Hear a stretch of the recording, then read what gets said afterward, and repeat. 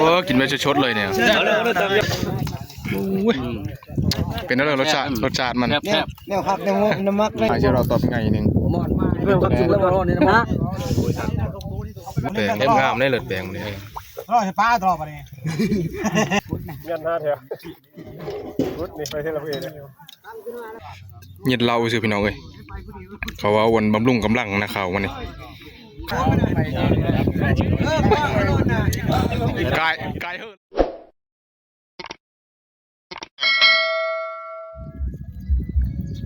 กราบทักทายสบายดีหลักสวัสดีพี่น้องพอไปเมื่อสักครู่ผมบอกกันคือเก่าคือเดิมพี่น้องกับคำสูตรนะหลังจากที่เฮาวันมื้อเช้านี่ล้มหมูเฮ็ดยูโฮกินนั้นอันสู้คนนั้นมาเฮ็ดเบี้ยซอยละตอนแรกนี่ก็มีการล้มโง่อีกล้มโง่นี่นะโง่นี่สิเฮ็ดขึ้นนั่นขึ้นโต๊ะขึ้นตั้งนะสิเฮ็ดอาหารเสิร์ฟแขกมามื้อแรงแล้วก็มื้อเช้าอีกก็ล้มอีกพี่น้องเอ้ยแต่ว่าตอนค่ำๆนี่ล้มโง่ตัวนึงเนาะแล้วก็เขาเฮ็ดเฮาล้มโง่แล้วก็เฮ็ดเบี้ยจัดงานโต๊ะจะตั้งเอาขึ้นโต๊ะขึ้นตั้งแล้วก็พอกันสร้างสรรค์แล้วบ้านี่ผิวคาดคือเก้ามาแรงนี่เดี๋ยวสิตอนนี้เอามาข้างหน้าพี่นะเบื้องเขาล้มโง่ปะใส่จุเลือดแปลงก่อนบำรุงพยาธิก่อนตอนนี้เพชรคาดกำลังจัดการ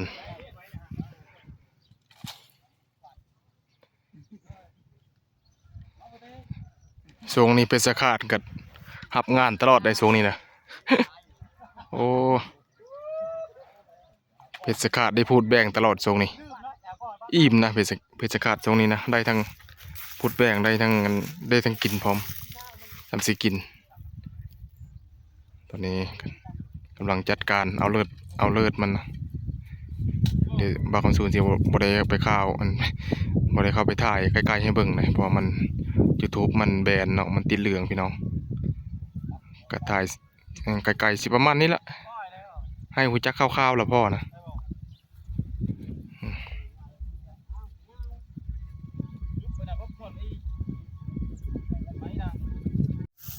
ปีนี้จังมาลานเคยพี่น้องมานั่นเลยปีนี้นะว่าอันลานซาวลายปากคำสูนก็ได้ลานซาวลายแล้วมาลานเคยขนาดปีหน้าแห้งกระเต็กนี่ปีหน้านี่เด็กน้อยขึ้นมาในรุ่นมานี่ปลอกปอกแป๊กนี่ก็เอาผัวเอาเมียมาละเนาะมาหลานเคยมาลูกเคยมาแล้วสมัยมือนี้ทันสมัยนะลูกมันเปลี่ยนไปหมออย่างไรพี่น้องเอ้ยการผูหมักเข้มเลยพอดีผูหมักจ้างเถอะเลือดแปลงเอ็มงามได้เลือดแปลงเลยรอดป้าตลอดไปเลยกามรอดแล้วป้าแล้วนี่แหละไปเลยไหวก่อนได้ช่วย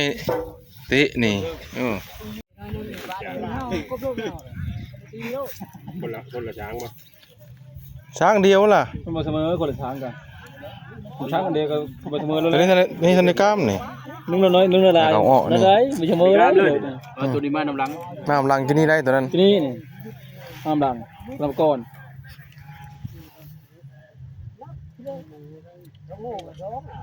ตัวนี้จ้างกูตีมาน้ำลังพอดีไม่ใช่เย็นจางมันมีกล้ามหมดบ่จ้างในแห่งกลางไว้กลางไว้ก็เข้มเป็นน่านเข้มเลยซาเด้นี่ขันจะใส่น้ำเขาน้ำเจอได้เอ้ยโอ้หมอนี่กี่พุ่นตกใช่ไหมก่อนนี่ก็พิษพลาดนะกินยางกับไปที่โอ้นี่กับคนน้ำลายกินนี่คนน้ำเต็มชามเหรอเรียกสับเปลือได้สับเปลือตัวเจียวเนาะแก้วได้ตัวนี้เนี่ยคือชายล่มคือนึงในหมายเลยจานเปียมครับบ่คือชายล่มพอดีตัวคือนึงนี่คนโอ้มัดขนาดนี่น้อยทุกงานนี่น้อยเนาะก็ละโอ้ยเอาเบี้ยมันสดเข้มมาจางพอดีเมื่อเผ็ดหมดเฮ็ดพูดบ่โอ้ลองกันลายมือได้มีได้เอาเลยบ้างแข็งโคตรแข็งกระเดือกระบุมวนอันนี้นะ นี่มันจะอะไรนี่เราไม่เงิน5แถวพุทธนี่ไปที่เราเองนะ ก็ไปซื้อราคามาแล้วเนาะ เดี๋ยวไปข้างมา กินเงิน นี่มาเยอะมากบ่มาเข้าแล้วปะจานเข้มไปซีนไปกินข้าวนี่ว่าจะปรุงเลยคักเลย ข้างละ โอ้ยชิมือเพิ่นละครับนะหลายคนแล้วกินมื้อนั่นล่ะเลิกจางเช้านี่เพิ่นกระทอนยาวๆแซ่บนะ ปันทุน ป้าก้อยว่านมีจักเล่น เฮ้ยแต่เราปันทุนน่ะ กินโลกินยาแล้วคือเลือดโง่อะไรคือเลือดหมูเนี่ยก็หมูพันในวันนี้ดิไปชื่อนี้เนาะเกินจุงนั้นโอ้ยโตรถชดเอาโลกินแล้วจะโอ้มีแต่ยาทั้งหมดย่อมหมูฉีดยาเล่าพี่ก็หายนะจ่ายจะนอนเลย หมอชิงผู้เก่าอีล่ะ มันเย็นกับบุกเนาะนี่นั่นต้นกูว่าหูตลอดเลยต้องเลือกกู คนเก่าอีล่ะ เลือกงูครับกูอีกูว่าโอ้ยมันเย็นมีคักเบิ้งครับประตูมือร้อนจังใดมันคักมันร้อน ปันทุนก่อนครับว่า จะเอาอย่างนี้นะเราก็ไม่ได้ทำกัน ได้ปันทุนนะ บวกด้วย นะได้ อันนี้เชื่อ ว่าก้อนชามคนนี่ยังผู้นึงคนไทยแล้วก็ยังเอาอี แต่กินก้อน เขาแล้วก็มุด บ่ถ้าเห็นหน้าไม่ได้ยังเขาไล่เดี๋ยวแล้วตะบ้านนี่ วิไลแล้วแต่บาดอยู่โอ้หมอนัทนัดขนาดว่ะ เดินนี่แล้วตะบ้านนี่ เห็นอยู่วันนั้นดิกินลายก็ได้เงินอีกกินข้าวกระเซ้อนี่เนาะไม่ได้ โง่เขาไหมครับฮ้อนครับเลยเข้าแข่งนะ โอ้เอ๊ะแม่น้องขี้ดินนี่บ่เฮ็ดกับมัน เออ เยอะกับขี้ดินนี่ตู้หู้โลด กินเลือดแปลง ยาเล่นให้ยกโจก แซ่บ ยาโคนึง มันอยู่จะมาบ่แล้ว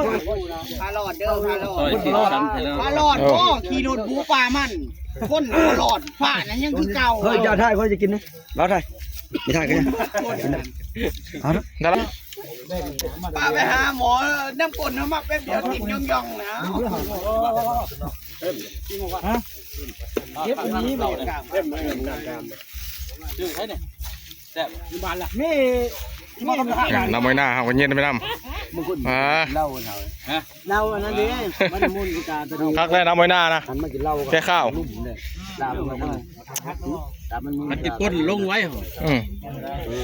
ย อมเลยมึงนะเขาข้อมันกินปุ่นนะโว้บลอด กินเหล้าใครอยู่เราเบี้ยของเรานะ ลงกับทางตังเลย มันมีสูตร โอ้น้ำไว้หน้า ทำไมล่ะ เอาไปเพื่อถุงเหรอไปชื่อกินเอามาตำลังเขานะ โอ้ยพ่ออ่อนก็รอ โคล่ามบ่เด้ ตายเลย อ๋อกินเหล้าไม่ยากนะฮะจะเพชรอยู่ฮะจะเพช เกี่ย ร ข่าวก่อน เป็นอะไรมันเป็นกระเพาะกินเหล้า เฮ้ยบำรุงกันสุขภาพด้วยทรงผมบ่ ย่าไม่หรอกนะแม่ พอ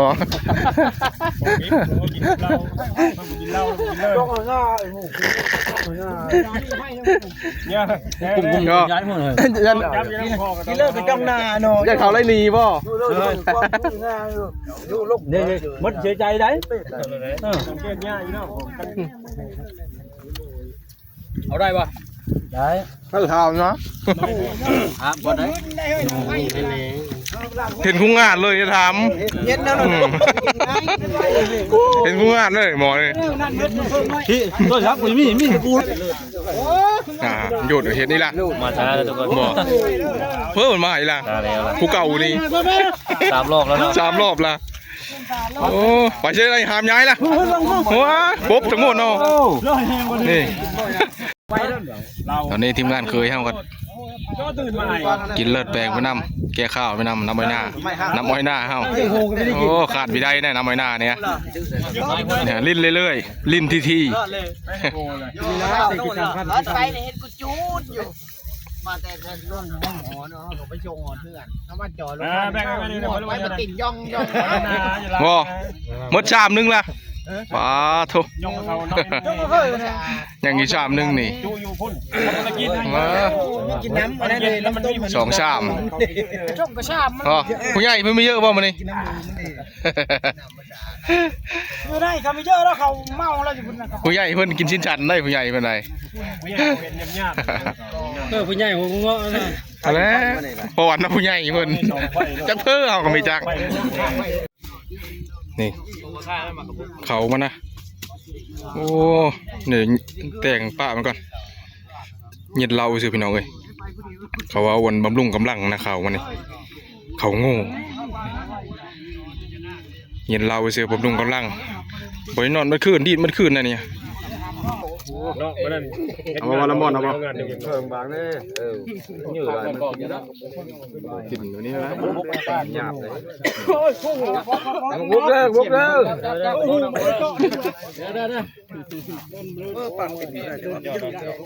เอาเบิ่งเอาว่า พระนับคนก็ได้จะคนอยู่นี่ผู้ได้ผู้บ้านจะได้กินได้ เมาเองแล้วนะ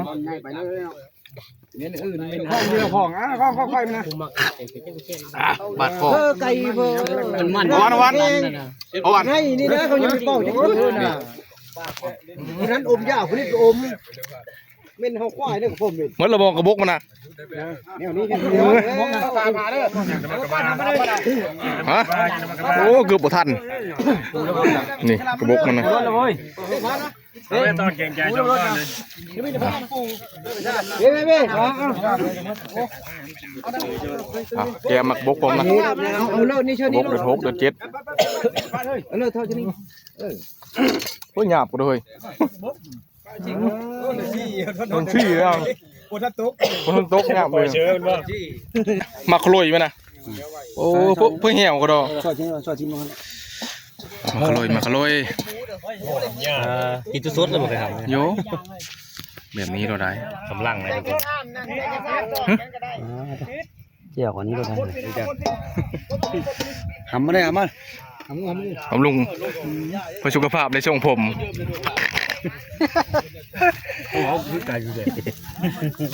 ใช่ทำมันนะเบิ้ง เอา ทำโง่ไหมทำมัน เอาแล้วบ่ไม่เอาได้เลยมาตบ เดี๋ยวได้แหละ เบิ้งนี้นะ ไต่ยัง เบิ้งนี้เลยเยอะจัง ไต่งามๆอยู่มาเพื่อสุขภาพในช่วงผม ทำหมดเลยเด้อ ตะกี้ไม่ไฟมาเลย เหลือมันเนี่ย โอ้อาชีพเนี่ยนะดิฉันบนกันนะ ชิ้นหัดไผ่ พอดไฟมัน พลาดไปนั่น ชิ้นหัดไผ่ สะดุ้งเพราะว่าเสือสะดุ้ง นั่นเจอขาวแล้วเสือของไห้หน่อย เดี๋ยวให้เขาไปแล้วยังเสือสะดุ้งมัน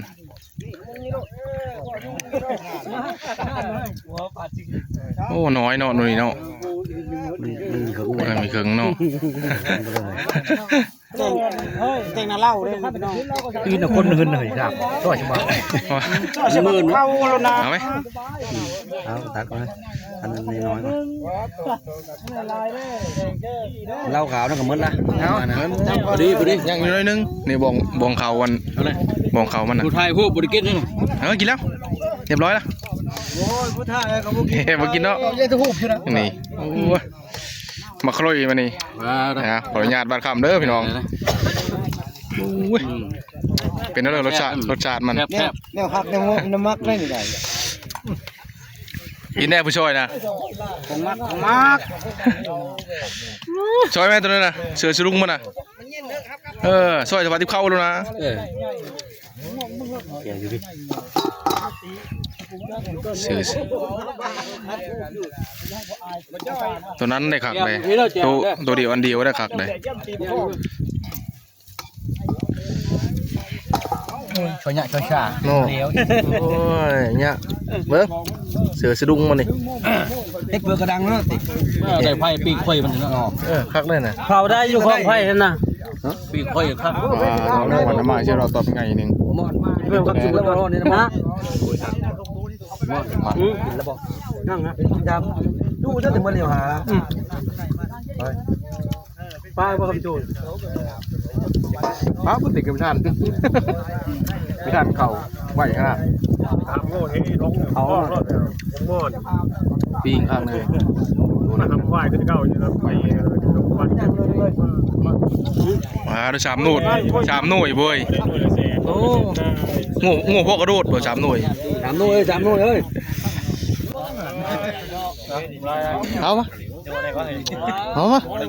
อ้ยเจ็บหลังล่ะมาโอ้ต้องมาโยดพี่นะผู้เชี่ยวชาญด้านการชิมเลย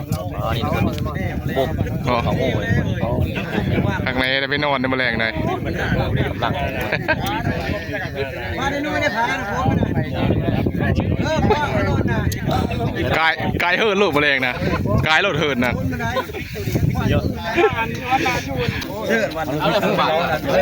ตับยอดโอ้กินไปชดๆเลยเนี่ยนี่ขนาดนี้นี่ขนาดหน้าแล้วเนี่ยจะเอาขนาดโอ้ยแล้วจะเอาข้าเฮ็ดที่ก็ได้เฮ้ยตัวใหญ่นี่มาบ่เทินเม็ดพี่ก็สบายอย่าเพิ่งตั้งรอได้อยู่ด้วยเอาเนาะเต็งเขาอย่ายุบที่เฮ็ดน่ะยุบชอบนู้นอีหันบ่ยอดแหละจำนี้ล่ะโอเคล่ะนี่นะกำจะได้เนี่ยโอ้ยจังน้อยก่อนเฮ้ยหมอเอาอีตัวนั้นของกาดอยู่ของกาดไปเอาตัวนั้นแล้วมาตื่นหน้ามันมองให้มันยังอยู่เอากินจับเสีย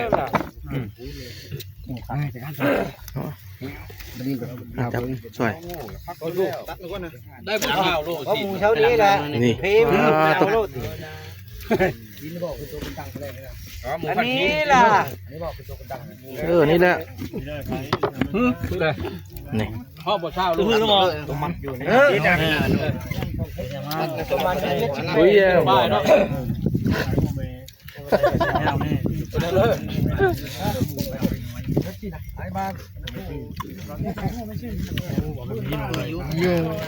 ทำหัวเฮาเฮาพอคิดในชีวิตเซฟละแล้วไม่ยังไม่ยันนะจำหัวมานี่พบก็ไอ้เนาะมาพิจารณาไปจะคาดเด้ออันนั้นการโคตรจับปลาเราบีนะขันหน้ามันยำกาหันเลยคนนั้นโอ้เห็ดไม่ได้แล้วตัวนั้นจริงขันหน้านี่ปลาแดงพูดนะพูดคือต่อคอไปละเอาไปนี่ตัวนี้เอาแล้วว่าไม่ทันมันดิโอ้ยอันนี้เอาอันนี้นี่บ้านเอาลูกเลยอันนี้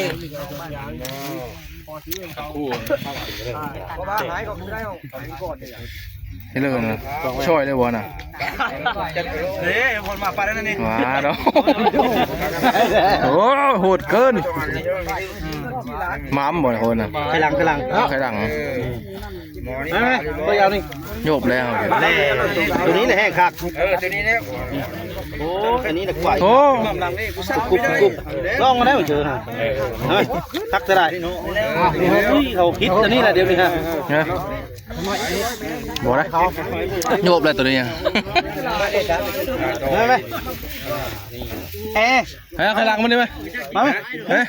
หลังนี่บ่มาไหมก็รออีกเลยกำลังโยหน่อยเดียวในหน่อยหนึ่งอยู่หน้ามือให้หลังเชฟลองดูพวกเชื่อเอาเต้าเอานี่เนอะต่อเขาเลย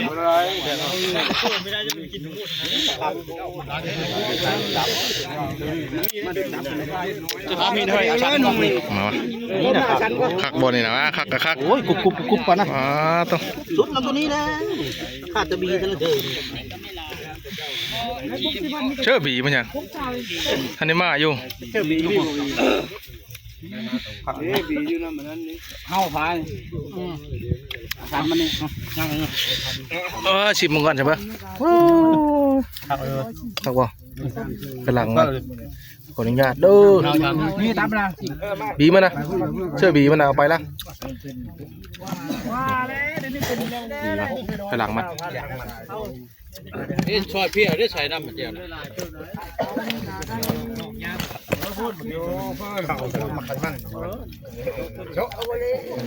มายามโอ้คนบ่ได้ก็มันก็บ่เห็นล่ะขึ้นมีแก้วเขาจะพัดทำมันเลยเขาถูกอย่างนี่นะอันนั้นก็ว่าใหญ่ ไปเที่ยวชนไปเชิง มา บ้านน้อยกว่าบ้านน้อยบ่เนี่ย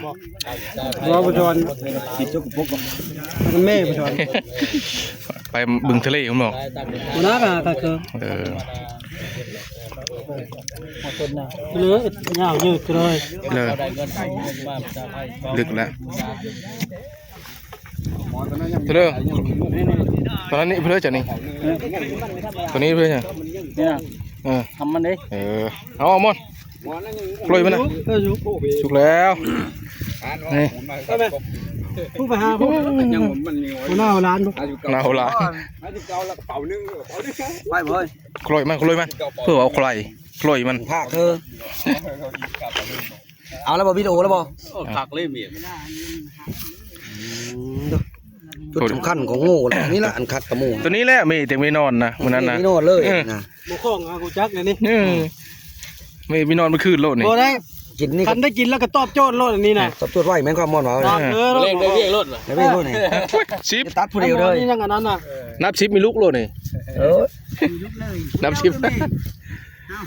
ปมีลูกโลดนี่ กินอันนี้ล่ะชกมวยกินบ่ได้นี่นะชกกระเม่ได้พอเยอะตักกันเลย เฮ้ยตัดแล้วไหมเอาแล้วตัดในมอน ฉันเมาดีข้างกันอยู่ แต่ตอนนี้น้อยพอดีย่ำนะ นี่เอา ได้ปืดหาโลดในเหี่ยวพลึกละมาเอาเด้อ มา ลองก่อน ขึ้นแล้วเฉย จะกึดอยู่บ่ บ่เยื่องบ่ ชุกแล้วได้ทำนี้เลย คือกินชิ้นนี่เลยย่ำก็ย่าพลานไปพลานมา แต่บ้านเล่าเว้า ครับ เล่าดองขี้เกียจมาเท่าแล้วก็ชงไม่เท่าแล้วก็ได้ลูกหน่อยดองขี้เกียจน่ะ ครับเอ็นหมอ ปอบครับ ถอยอันไหน ตัวนี้ปะ นี่ก็แม่นบอก แต่บ้านเล่า แม่นอ่ะ กรอบผัก จริงนี่แหละ ต้องโตบ่เฮ้ย เหมือนมันยาวเลย หน้าบ่ ตัวเดียววันเดียว เอาเกณฑ์มาดองเล่า เดี๋ยวเราน้อยพวก เอาเมื่อไหร่ เบ้นะอยู่ลูก น้ำมวยนาครับ เฮานี่กินครับพี่น้อง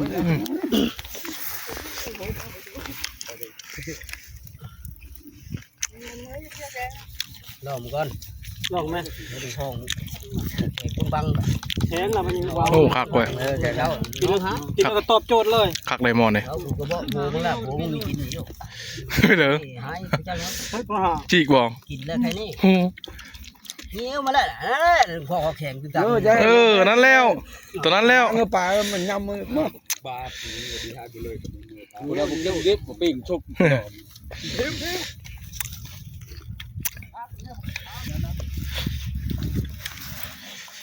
พี่ไม่สมใจอ่ะ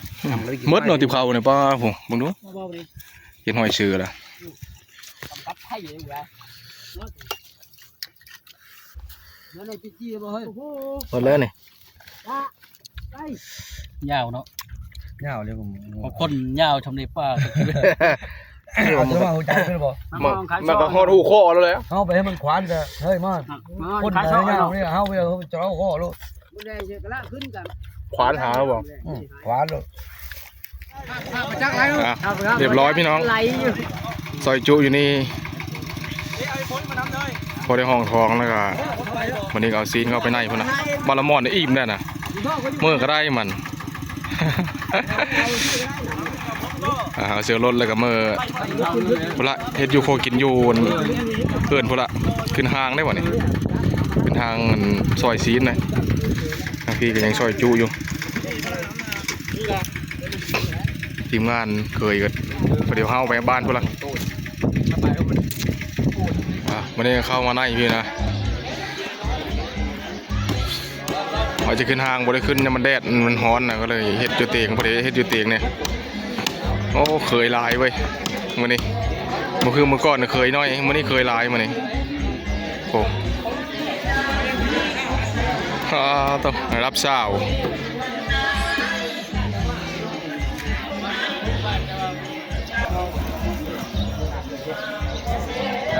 บ่พอคนวัดนู้นบัด ปะดักกระตับอยู่ ว้าวกิเลอร์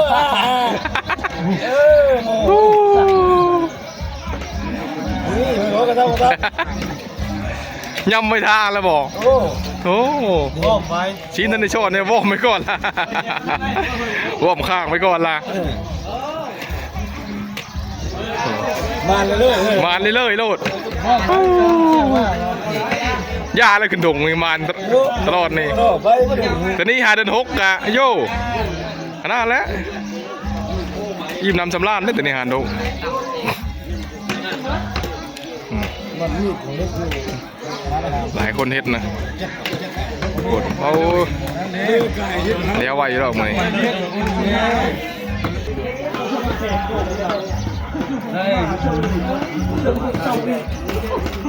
บ้านมันจังจัง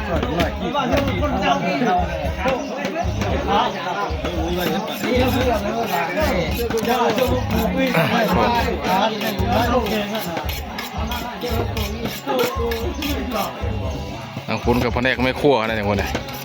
ซอยอยู่ในแล้วก็เฮ้ยไม่คั่วจัดการปรุงแต่ง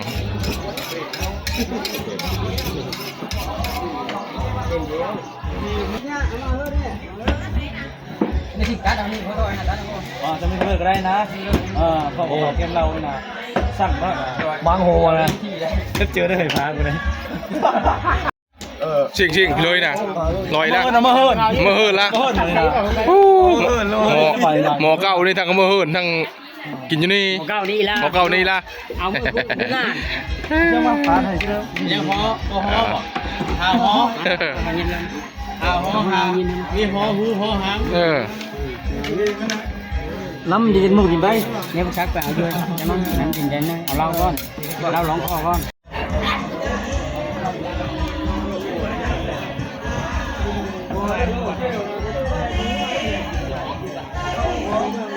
ta chơi ra bé cái bộ này mi là nhỉ chắc chơi bị chơi đấy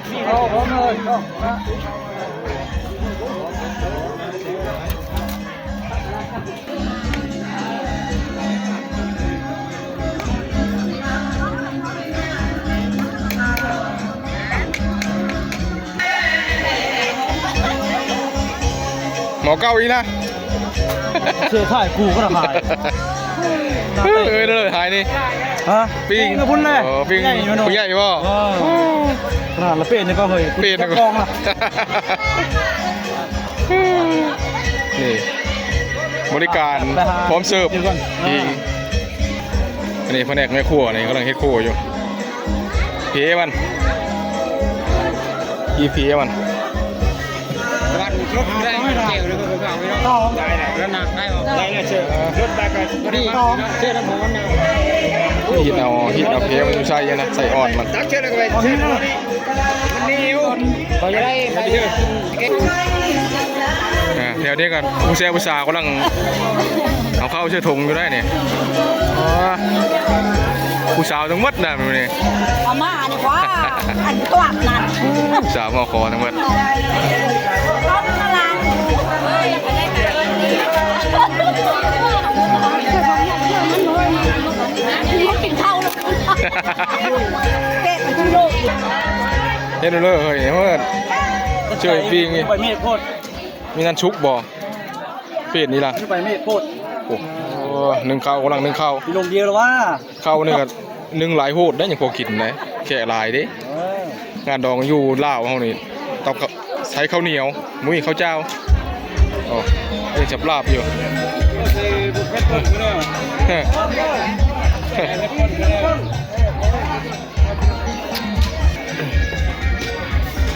นี่หม้อต้มเครื่องในมันเสิร์ฟเครื่องหอมเรียบร้อยตาแต่น้ำพ่นแล้วก็เอาเครื่องในมาลงนะ